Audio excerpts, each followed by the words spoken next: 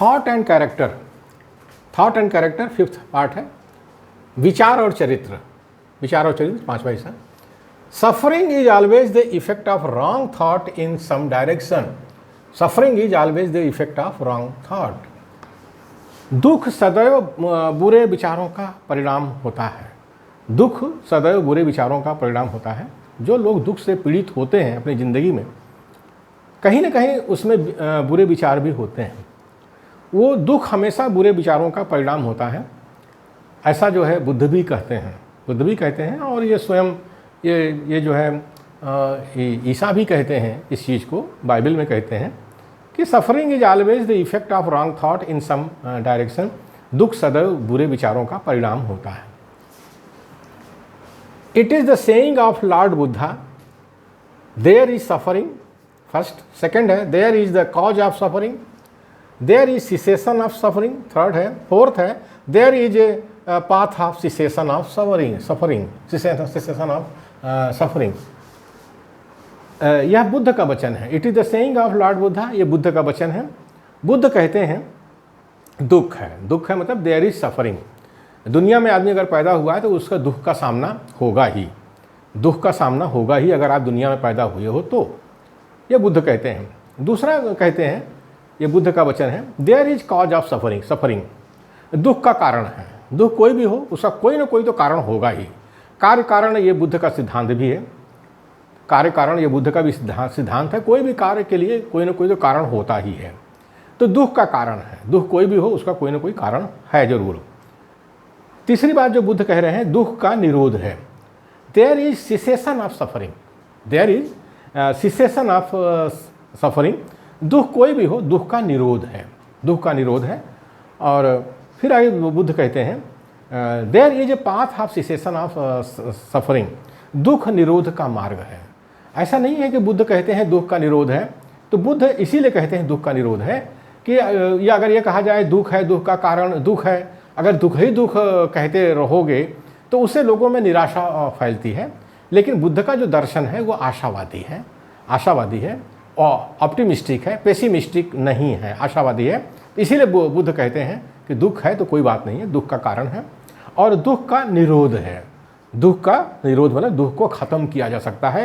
ये बहुत बड़ी आशावादिता है बुद्ध के दर्शन में। फिर कहते हैं चौथी बात, दुख निरोध का मार्ग है। दुख निरोध का मार्ग है में there is a path of cessation of suffering. अब ये दुख निरोध का जो मार्ग है इसमें बुद्ध ने दिया है, त्रिशरण दिया है, पंचशील दिया है और अष्टांगिक मार्ग दिया है। इनके माध्यम से जो है दुख को का हम ये दुख निरोध के मार्ग हैं। मतलब इस रास्ते से हम चलेंगे तो दुख का निरोध इस दुनिया में हो जाएगा, इस ज़िंदगी में, इसी दुनिया में और इसी ज़िंदगी में हो जाएगा। ये बुद्ध का कहना है। Suffering सीजेज for him who is pure, suffering सीजेज for him who is pure. वो जो पूरी तरह से शुद्ध एवं सात्विक हो जाता है, वो जो पूरी तरह से शुद्ध एवं सात्विक हो जाता है, उसके दुखों का नाश हो जाता है, उसके दुखों का नाश हो जाता है। तो बुद्ध का भी यही कहना है कि वो जो पूरी तरह से शुद्ध एवं सात्विक हो जाता है उसके दुखों का नाश हो जाता है, दुखों का नाश हो जाता है। ही में अटेन निर्वाण इन दिस लाइफ आल्सो, ही में अटेन निर्वाण इन दिस लाइफ आल्सो। उसे जीते जिंदगी निर्वाण की प्राप्ति होती है, ये बुद्ध का वचन है। उसे जीते जिंदगी निर्वाण की प्राप्ति हो जाती है, ये जो है बुद्ध का वचन है।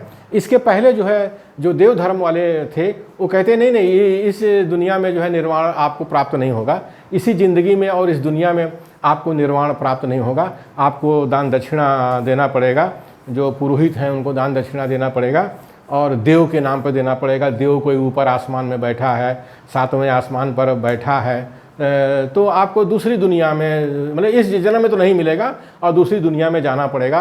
ये देव धर्म वालों का कहना है। लेकिन चूंकि बुद्ध जो है मानव धर्म को मानते थे, प्राकृतिक धर्म को मानते थे, तो बुद्ध कहते हैं नहीं, ये उसे जीते जिंदगी निर्वाण की प्राप्ति हो जाती है। जो शुद्ध सात्विक विचार वाला होता है तो उसको इसी ज़िंदगी में, इसी दुनिया में निर्वाण की प्राप्ति हो जाती है।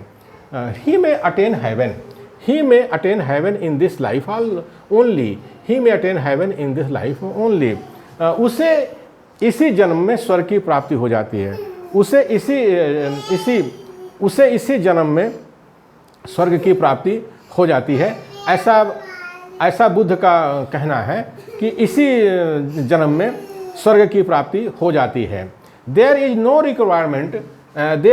Requirement of the next birth, there is no requirement of the next birth. अगले जन्म की आवश्यकता नहीं है, अगले जन्म की आवश्यकता नहीं है, यह बुद्ध का कहना है। लेकिन जो देव धर्म वाले कहते हैं नहीं, इस जन्म में, इस दुनिया में आपको नहीं मिलने वाला है, दुख से मुक्ति नहीं मिलने वाली है, आपको दान दक्षिणा देना है इस जन्म में और इसी दुनिया में, पुरोहित को देना है और चौचक देना है, ढेर सारा देना है, तब जो है अगले जन्म में आपको मिलेगा। लेकिन बुद्ध कहते नहीं, अगले जन्म की कोई आवश्यकता नहीं है, आपको इसी जन्म में दुख से मुक्ति मिल जाएगी, निर्वाण आपको मिल जाएगा। Everything in this birth only, Buddha का कहना है सब कुछ इसी जन्म में, सब कुछ इसी जन्म में आपको मिलने वाला है, दूसरे जन्म की कोई ज़रूरत नहीं है। कोई देव नहीं बैठा हुआ ऊपर 7वें आसमान पर, इसलिए परेशान होने की ज़रूरत नहीं है और पुरोहितों के जाल में फंसने की ज़रूरत नहीं है, उनके शोषण से आप बच सकते हो अगर ये बात बुद्ध की समझ में आ जाए तो। Man imagine that the thought can be kept secret but it can not. मनुष्य सोचता है कि वो अपने विचारों को गुप्त रख सकता है, किंतु यह संभव नहीं है। लोग सोचते हैं कि वो अपने विचारों को गुप्त रख सकते हैं, छुपा सकते हैं, कोई उनके विचारों को जान नहीं पाएगा, लेकिन ऐसा होता नहीं है। मनुष्य का जो विचार है वो गुप्त नहीं रहता है, वो छुपा नहीं रहता है, क्योंकि जो विचार उसके मस्तिष्क में है उसी के विचार के हिसाब से वो एक्शन करता है, यानी कार्य करता है। जैसा विचार होगा वैसा उसका चरित्र होगा और जैसा चरित्र होगा वैसा उसका कार्य होगा। तो मनुष्य जो है अपने विचारों को गुप्त नहीं रख सकता है। तो हमारा जो मूल्यवासी बहुजन हजारों वर्षों से शिक्षा से वंचित है, उसके पास तो कोई शिक्षा ही नहीं है। जब शिक्षा ही नहीं तो उसका कोई विचार ही नहीं है, वो तो बिल्कुल जानवर है, तो वो क्या गुप्त रखेगा अपने विचारों को। ये तो शैतान लोग हैं, शैतान प्रजाति के लोग हैं जो अपने अपराधी विचारों को गुप्त रखते हैं और सोचते हैं कि हमको कोई नहीं जान पाएगा। लेकिन अब पढ़ाई लिखाई आ गई है, पढ़ाई लिखाई से मालूम हो गया है कि कौन शैतान है कौन इंसान है, कौन शैतान है कौन इंसान है।